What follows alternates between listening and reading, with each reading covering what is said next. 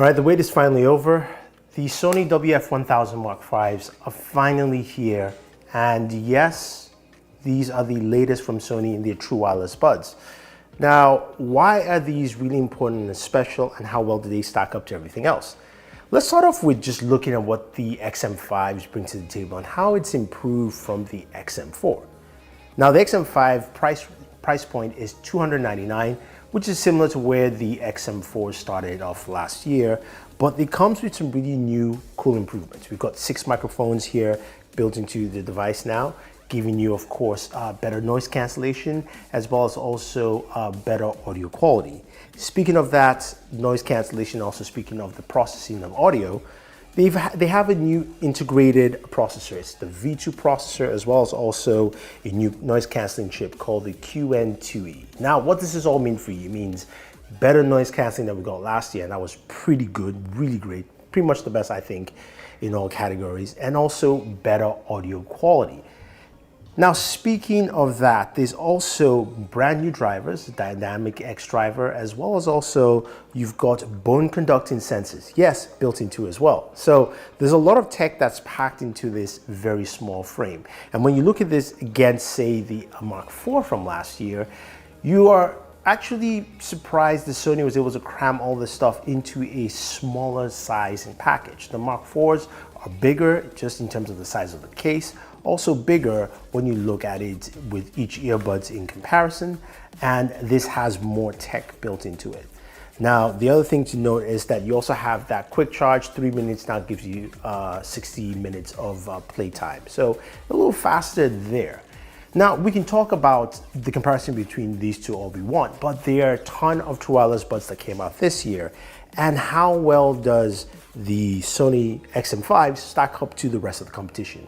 And speaking of that competition, I'm gonna give you the lineup quickly here. The first one are the Beats Studio Plus, coming at $169, comes in 3 colors, and in terms of battery life, we're looking at 9 hours, each earbuds, or 36. While the next one are the Soundcore 4 NC, which are $99, 5 colors in total. Battery life is 10 hours on the buds and 50 with the case, truly impressive. The JBL Tour Pros 2s come in next with that display on the case. First of its kind in the industry, $249 in terms of price points, comes in 2 colors and a 40-hour battery life in total. The Nothing Ear 2 comes in next with $149, 2 colors, and battery life of 36 hours.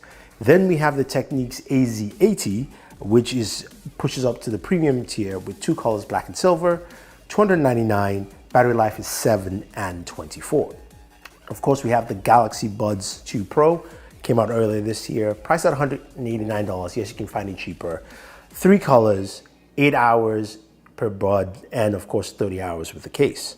Then we have the AirPods Pro 2, came out last September, priced now at $248 from Apple. And of course, your battery life is 6 hours and 30. 6 hours with the buds, 30 hours with the case combined. Then of course, the XM4s, which I showed you earlier, 2 colors, $278 right now, 8 hours with the buds and 24.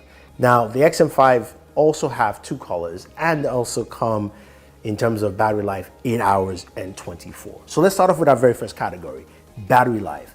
Who has the best battery life? I've stated all of them for you here, but I'm actually going to tell you what I actually got from each one. Now, the worst battery life was actually the Nothing Ear 2.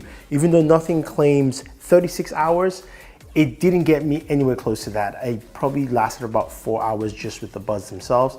Hopefully that's a software issue that will fix that, but that's what I was getting, between 4 and 5 hours with that.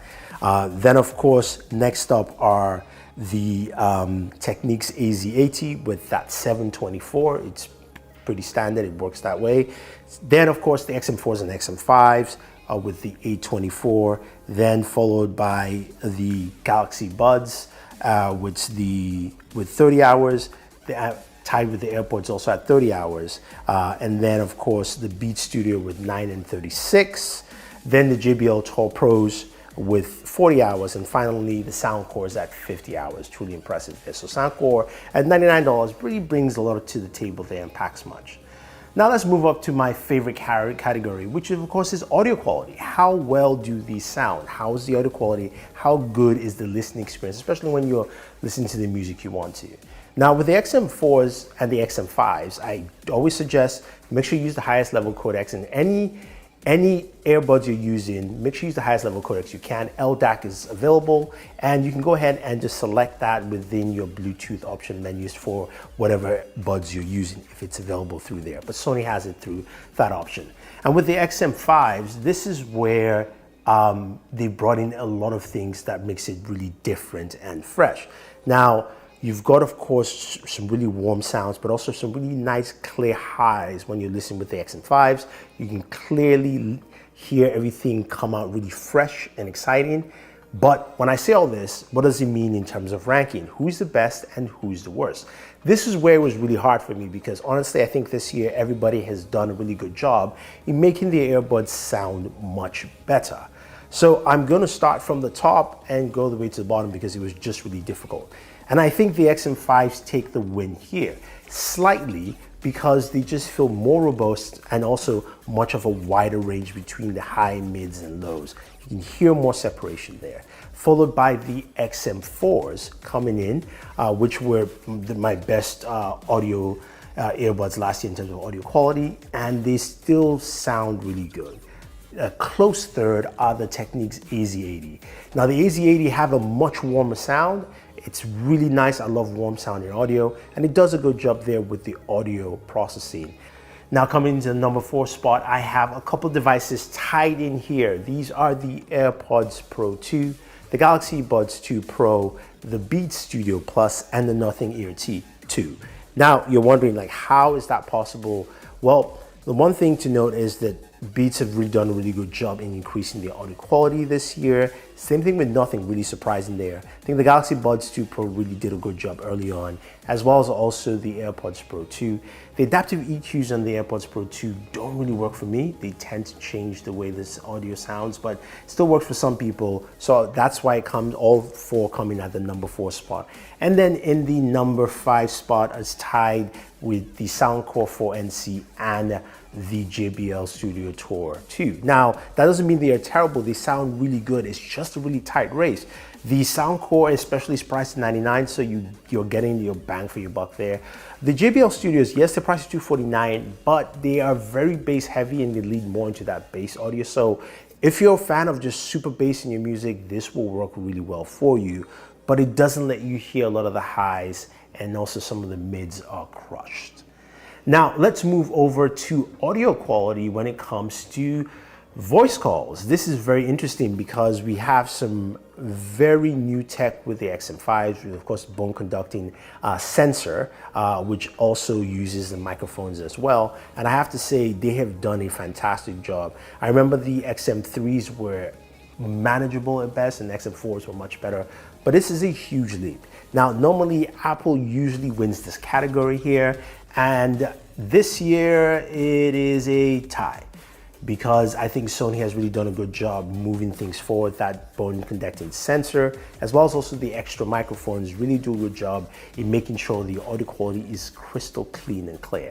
The AirPods Pro 2, just stellar as always, and it was really hard for me to pick between the two. After that, everybody else just comes in second, third, fourth, just continually, but they all actually do a good job in the audio quality. I will give the last place to the Technics AZ80 because it actually uses the left ear more than the right ear in terms of the microphone picking up your call. So when I had conversation with just one earbud, people noticed that I was far away, with especially when using the right. So that is why I'm putting that at the bottom.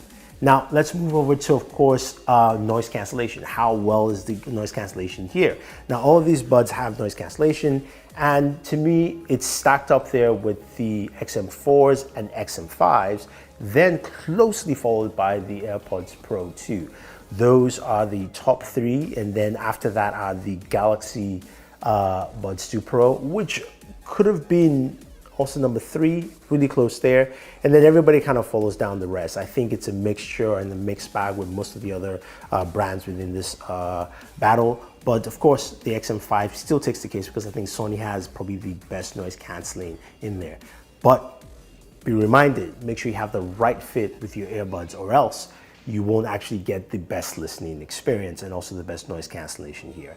Now, what about transparency? Well, transparency mode is where Apple always wins. And in this case, I still give the edge to Apple. I think the XM5 has come really close, but Apple still feels more natural in terms of the transparency, while the XM5s are almost there. I mean, it's really, really close. And also, again, you have to note that if you're using comply foam tips or memory foam tips, you will get a different sound, so that could be affecting it here. But Apple takes the cake here, followed by the XM5s, then the XM4s, then we move to the Galaxy, and then we kind of move down from there on that spot. Okay, so all these buds have different features built into them, and also some of them have some more extended features, which brings us to software. There's a lot of software applications that you can use between all the different buds, but which one actually gives you the best and also the most comprehensive? And this is where it kind of varies between two devices. I give, of course, just the best software to the XM5 and XM4s because they bring in a lot of useful features that allow you to use the buds more effectively. Some of those features include adaptive sound control, allowing you to, of course, change your ANC and ambient noise depending on your location, as well as also the built-in EQs that you can customize. There's also a Find Your Equalizer, which allows you to tune your equalizer on here. And then you also have the ability to go in and activate speak to chat. So that's really comprehensive. Now, everyone has a really good app. The second best I'll give is, of course, to the JBL Tour 2s. Not just because of the app, but because you have those controls directly on the case as well. So if you don't have your phone next to you, you can still do a lot of the functionality on the case. Then followed by the Galaxy with its really robust app there. After that, it's the Nothing Ear 2. And then finally, at the very end, we have the AirPods Pro 2, because Apple just doesn't have an app for the AirPods. Everything is done with an adaptive system, and sometimes I think it doesn't work as well. So what does that mean for the best true wireless buds among the pack here? And I think the winner is pretty clear. It's the Sony WF-1000XM5s. Now, that doesn't mean that it is absolutely perfect. It does have some issues that I don't like. For one, the battery life, even though it's smaller, and there are some other smaller devices here, have longer battery lives per bud and also longer in general. So I'm hoping that Sony actually makes some changes to that. I also don't like the feel of the buds themselves because it's really slippery with the casing. I prefer the more textured casing on the XM4 to the XM5s. So I think that's also might affect some of your fit there. And I do wish they also offered more silicone ear tips and not just comply foam, which are great. But that being said, they are still the best in terms of combined audio quality, noise cancellation, and all the other features built in. Now, everything else here you see though, they're all really, really good. Now, it doesn't matter which one you pick, you will find one that fits you quite well. And I think whichever of the buds you see here that you select will do the job for you greatly. But my pick is still the Sony WF-1000XM5. So if you guys have any questions or any comments, let me know. Otherwise, don't forget to like, share, subscribe, and always enjoy your entertainment.